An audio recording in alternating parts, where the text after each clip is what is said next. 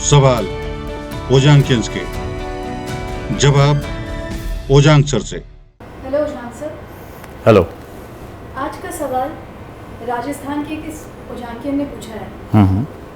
अक्सर civil services की जो तैयारी करते हैं उनको कहीं ना कहीं से ताना मिलता है, प्रेशर मिलता है। इनका सवाल भी कुछ ऐसा ही है कि ये एक सामान्य वर्ग परिवार से हैं, इन्हें प्रेशर दिया जाता है कि ये जल्दी से सरकारी नौकरी में आ जाएं, लेकिन ये सिविल सर्विस में जाना चाहते हैं, एक अच्छे इंसान बनकर समाज की सेवा करना चाहते हैं। ये टाइम मैनेजमेंट से परेशानी, ये टाइम मैनेज नहीं कर पा रहे हैं और इसका बहुत बड़ा रीज़न ये मानते हैं कि ये समाज, ये परिवार का जो प्रेशर है जिसकी वजह से कुछ भी फॉलो नहीं कर पा रहे हैं। ये क्या करें? सबसे पहले तो आपको बहुत बहुत बधाई कि आप ये जानते हैं कि आप क्या चाहते हैं। ज़िंदगी में बहुत से ऐसे लोग होते हैं जो पूरी ज़िंदगी ये जानते ही नहीं कि वो चाहते क्या हैं। अब अगर आप ये जान चुके हैं कि आपको सिविल सेवा ज्वाइन करनी है, आपका लक्ष्य, आपका मकसद भारतीय सिविल सेवा का हिस्सा बनना है, परिवर्तन लेकर आना है, आपने लिखा कि आप दूसरों की लाइफ में चेंज लेकर आना चाहते हैं, तो आप ये समझ लीजिए कि अगर हमें अपना लक्ष्य पता है तो हमारी आधी मुश्किलें ऐसे ही ख़त्म हो जाती हैं, हमारे लिए रास्ते बहुत आसान हो जाते हैं। तो पहली चीज़ तो ये हो गई कि आपको पता है कि आपको अपनी एनर्जी लगानी कहाँ है। अब मैं आता हूँ दूसरे हिस्से पे कि लोग कह रहे हैं कि आप सरकारी नौकरी कर लें, आप उनके हिसाब से काम कर लें, ताने आपको दिए जा रहे हैं। तो दोस्त एक बात याद रखना, इस संसार से किसी भी चीज़ को पाने की एक कीमत होती है। हम बाज़ार में भी जाते हैं तो हमें बड़ी चीज़ अगर पानी होती है तो हमें बड़ी कीमत चुकानी पड़ती है।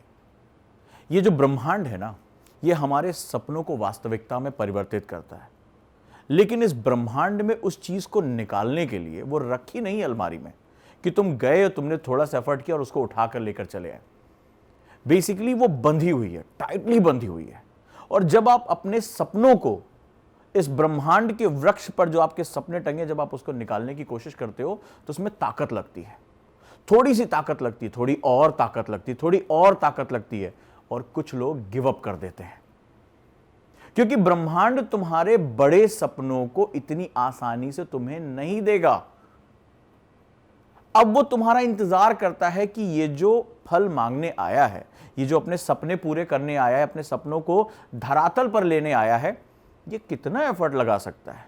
थोड़ा सा पसीना बहा और डरकर भाग गया, कोई बात नहीं है, क्योंकि ये फल बड़े सीमित हैं, ये सबको नहीं मिलते। दुनिया में हर व्यक्ति अपने सपने पूरे नहीं कर पाता, तो वो इंतजार करता है, वो इंतजार करता है पेशेंस का, वो इंतजार करता है परसिस्टेंस का, लगातार मेहनत करने, वो धैर्य का इंतजार करता है, वो मेहनत लगातार अपनी हार को जीत में बदलने का जो मादा होता है उसका इंतजार करता है। और जब आप उस पर लगे रहते हो तो एक दिन अचानक से तुम्हारे सपने हकीकत में बदलकर तुम्हारे सामने आ जाते हैं।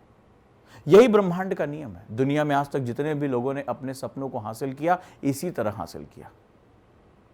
वो टूटना, वो टूटकर बिखर जाना, बिखर कर जुड़ जाना, जुड़कर बढ़ जाना, बढ़कर हासिल कर लेना, यही जिंदगी है, यही जिंदगी का नाम है। तो अगर तुम इस समाज से, तुम इस अपने परिवेश से जो बहुत छोटा सोच रहा है, उससे तुमने सिविल सर्विसेज, भारत की सबसे प्रतिष्ठित सेवा को छीन लाने का मन बनाया है, तो मन बनाया तो छीन लाओ ना। वो तुम्हें तश्तरी में परोस के नहीं देंगे, तुम्हें छीनना होगा। तो अगर वो तुम्हारा विरोध कर रहे हैं तो इसको अपना सौभाग्य मानो, क्योंकि वो अपने हिसाब से ही तुम्हें सोच पाएंगे, क्योंकि उनका दिमाग रिस्क लेने से डरता है। क्योंकि जब वो तुम्हारी उम्र के थे और उनके सामने भी जिंदगी ने चुनने का मौका दिया था, उनका अतीत झांक के देख लो, उन्होंने भी गिव अप किया था।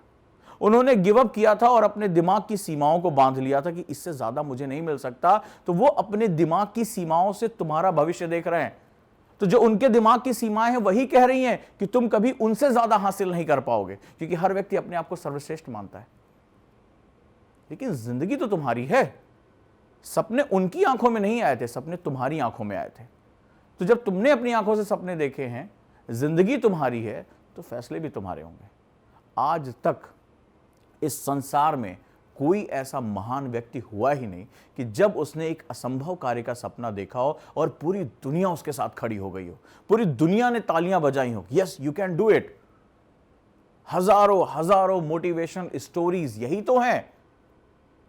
जब राइट ब्रदर्स ने कहा मुझे वायुयान उड़ाना है, मजाक उड़ाया गया, बड़े बड़े वैज्ञानिकों ने मजाक उड़ाया। थॉमस अल्वा एडिसन को स्कूल से निकाल दिया गया कि ये कुछ नहीं कर सकता। जब हम सपने देखते हैं ना, तो ये दिमाग की कैपेसिटी तय होती है। हर दिमाग की कैपेसिटी इतनी नहीं होती है कि वो बड़े बड़े सपनों को अपने अंदर सजो सके। तो अपने अंदर हिम्मत पैदा करो, और सपने देखे हैं तो आगे बढ़कर उसको पाने की कोशिश करो। दुनिया आज कह रही है ना कि तुम नहीं कर सकते, मुश्किल है, कल यही कहेगी अरे हमें तो पहले ही पता था। तो इसका राग जो है वो कब बदल जाता है पता नहीं चलता। अब आ जाते हैं तुम्हारे तीसरे हिस्से पे, और वो है टाइम मैनेज नहीं कर पा रहा। तो इस संसार में याद रखना कि बिना कारण के कोई वस्तु नहीं होती है।